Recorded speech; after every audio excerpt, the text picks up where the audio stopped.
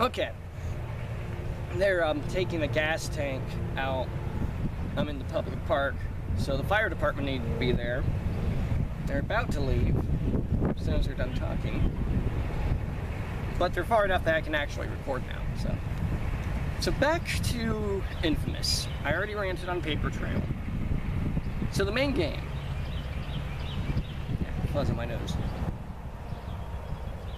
A lot of people have been complaining that... Really, you're just going to sit there now? What the fuck is that? That there's no reason for it to be next gen. Other than graphics. There's a lot of particle effects in it, and they're glorious.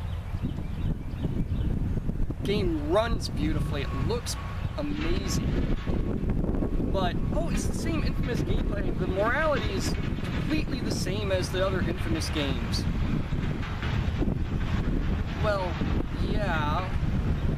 I don't want to make excuses here, and I know it sounds like I am, but, we just approached the next generation a few months ago. You can't expect games to be absolutely innovative right from the start. I know a lot of people want to. Got a lot falling out here, I apologize. A lot of people want to. But look at the PS3, Xbox 360 era. Lost Odyssey, one of the few Japanese RPG games I absolutely love. Wasn't the most graphically impressive game. It could have been on an Xbox, PS2, or PS2, except for the extra polys in the graphics. But I appreciate that it's on the Xbox One or 360, apologize, because it's an amazing game. It's beautiful. And, that's seriously the only reason I regret selling the 360 is Lost Odyssey. Love that game to death. Resistance 2, or Resistance 1, was supposed to be on the PS2. But they added some extra flourish to put it on the PS3 just to get it out on the next system. It happens. I wouldn't doubt if Infamous Second Son was going to be on the PS3 and they decided, you know what, let's add more to it graphically and power-like. I'll get to the powers here in a bit. And put it on the PS4. They didn't have to change the gameplay, which I'm kind of glad they didn't, honestly. They didn't have to change the morality because it's still Infamous. Now, I do wish, and this is one thing for the entire series, the added gray areas to it. So instead of just having a good and evil, you could have a neutral too. I know that would be a bit difficult to write an ending for, but I kind of wish they could have done that. But no complaints, you know? But, you know, people are like, oh, it needs more innovation in its gameplay.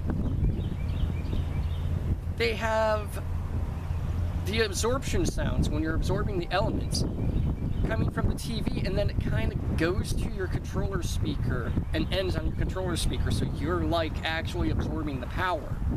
They have... No, Killzone had the audio logs. But, the controller, you can hold it sideways during tagging side missions, shake it up, and then hold the right trigger and use it as a spray can, which I thought that was really cool. I wish there were more tagging missions in it, and if they do a DLC that adds more tagging missions on it, I will be a happy camper. It's simple extra stuff. The touchpad, you touch it to absorb things or collect things. It's simple stuff. Yeah, it feels thrown in, but they're still experimenting with the technology. They're still trying to figure out how to use it and how to make it work well. And I gotta applaud the effort on them. I was talking about Killzone, like they have the touchpad, you can swipe up, down, left, and right to select the owl's different abilities, and the speakers used to collect audio logs. I gotta respect that too. I mean, they're working with it. It's new, for the system, it's new for the developers. You gotta give them time to experiment with it. And then they go, well, it needs innovation in its gameplay too.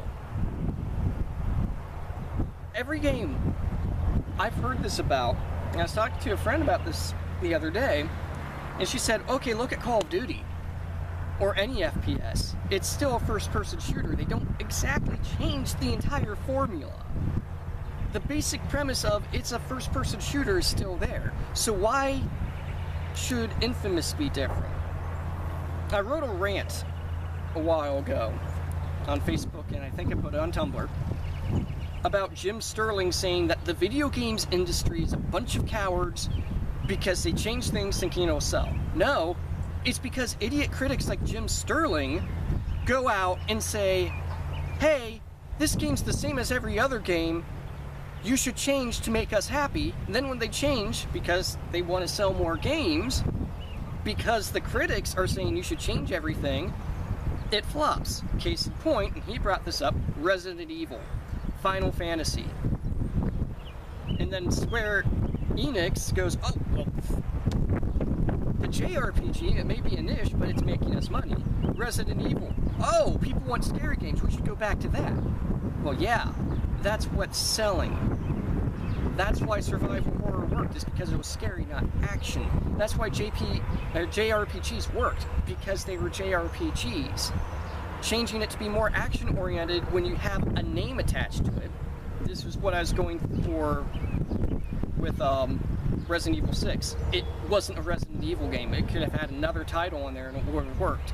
Silent Hill Downpour, I think, worked, but not necessarily as a Silent Hill game. I wouldn't have been disappointed if it was a different game entirely.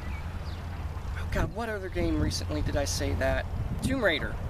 The remake of Tomb Raider could have been any other new franchise, and I would have enjoyed it more. It didn't have to be Tomb Raider. Though, I'll give that one credit where it's due. That they were trying to make a fresh start. So I gotta give Tomb Raider credit. The video game industry does not need to change to appease the critics. If they're making money on a certain type of game, and they want to stick to it and add little things to improve that type of game, go for it. Don't change everything completely because critics are telling you, or players, some players, are telling you, there's nothing different about it. Now, I'm not saying, oh, Call of Duty should have a new game every year that's pretty much the same game. I'm not saying that. What I'm saying is, you have different stories to tell, go with those stories, make minor innovations to the gameplay to build up to the changes. Don't just go, okay, let's keep the same story, but change the gameplay completely, or the same premise. That was what's wrong with Resident Evil. Resident Evil 4, when it came out, and I told people this, was the start of the downfall. Yeah, it didn't focus extremely too much on the action, but there's more of an emphasis on it. Then you have games like 5 where it's all action, 6 where it's all action. Revelation, or yeah, the one with Jill on the ship, was a step in the right direction. There were minor changes to the gameplay, but it worked.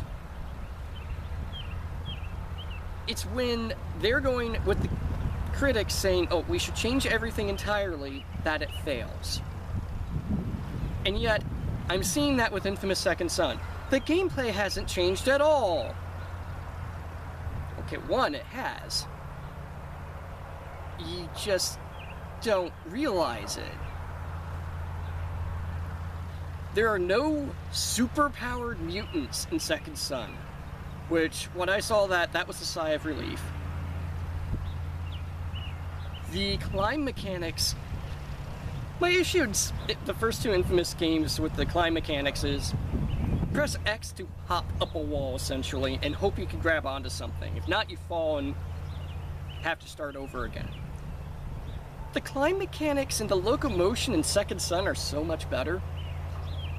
You can latch onto more things, and if you can't latch onto it, you can scale the wall by running up it with a certain power. The neon power, you can run up walls. Or the video power, you can fly up walls. Smoke, you can go into vents and teleport out of the top of the building and glide down. But, you know, nothing's changed. It's a minor change. It's a step in the right direction. And they're building up to a more major change, just gradually. And that's kind of what you want.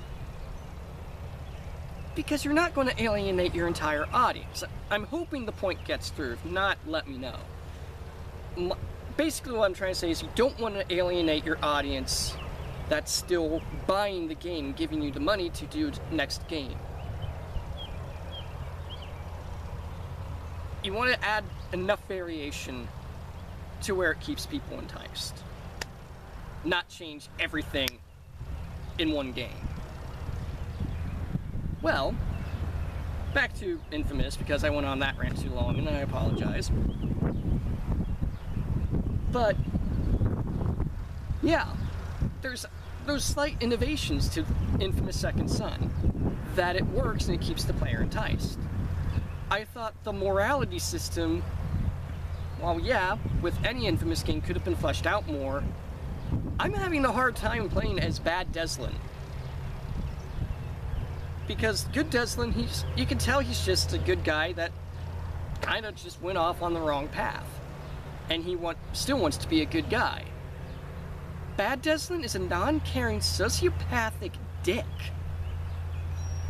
Like, the first choice you're given is turn yourself in as being a conduit, or let your tribe get tortured so you can be safe. Now, the result's the same, except when you're talking to your mother figure, Betty. On the good side, she goes, I'm proud of you, we watch out for our own. He's feeling bad for what happened to them. Bad side, he's like, yeah, well, thanks for taking one for the team, and just blows her off completely. She tries to call him back, and he pretty much just hangs up on her. I haven't even gotten to Fetch on the evil side, and I just don't know how that's going to pan out. He's just a bastard, and I find it really hard to play as that.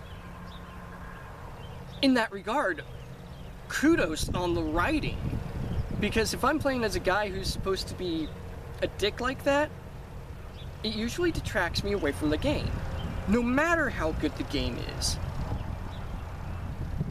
When I'm feeling bad for my choices, even after playing the good side, because the writing's that well done, they did something right there. Now, what they didn't do right with the writing, and let me check the time here. Okay. They introduced these characters so you can get their powers. So from Fetch you get Neon, Eugene you get Video, which is a really, really cool power. The main villain, Augustine, you get Concrete. And then you have the smoke powers that you get in the beginning of the game from, oh god, I can't remember his name. He's a redneck guy.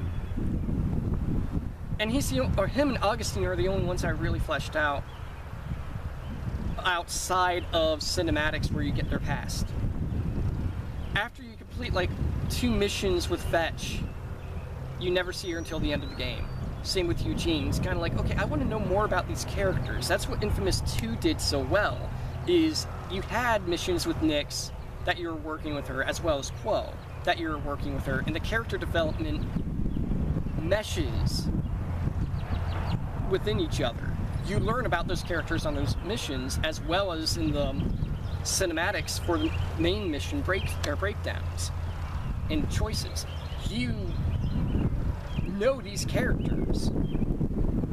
Other than Fetch being a drug addict who does something, I don't want to spoil that, and Eugene being a nerd whose family is involved in something, but I don't want to spoil that either, I can't tell you a damn thing about them. I can't tell you about what the future emotional connection between them and Delsin's supposed to be, because it's never explored.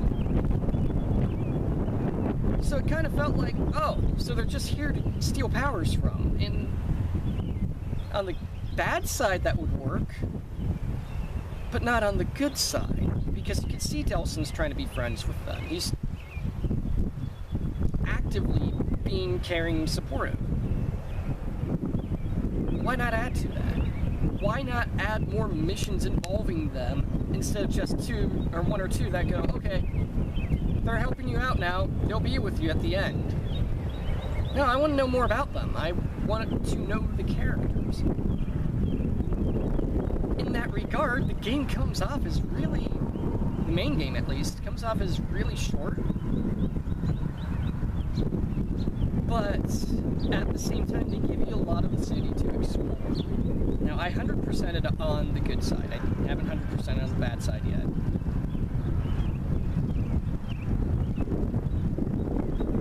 And it took me a bit longer than I thought it would, mainly because of how massive their replica of Seattle is in comparison to what I was expecting. Now, a lot of the side missions are, you know, they have the joke ones like, oh, street performers and picketers. Every Infamous game's going to have that. So yeah, a lot of them are pretty similar to what they were in the first two games. But I don't think I would change that completely. I would add more stuff, and I kind of wish they did, but I'm not complaining that they didn't. It's weird. It's hard to explain. I think they should have had, I do think more variety would have helped, but the lack of, or the fact that they didn't have more variety didn't necessarily hurt it. The powers in it, I've mentioned Neon in Video. Video, you can just consistently run, and it leaves a trail of, Neon leaves a trail of light and you can consistently run. Video, you can pull things out from like video games, TV, you can summon angels from a video game, you can pull out swords. It looks really cool. You get video game wings and you can fly through the city. Smoke is probably my least favorite ability, because, well, the only thing it's really good for is killing. And not much else. Though going through the vents and coming out, or sneaking past guys and going around them in smoke is really cool. Oh, and Video, you also get invisibility. And then you get Concrete, and Concrete's pretty much like you become Ben Grimm as a roly-poly.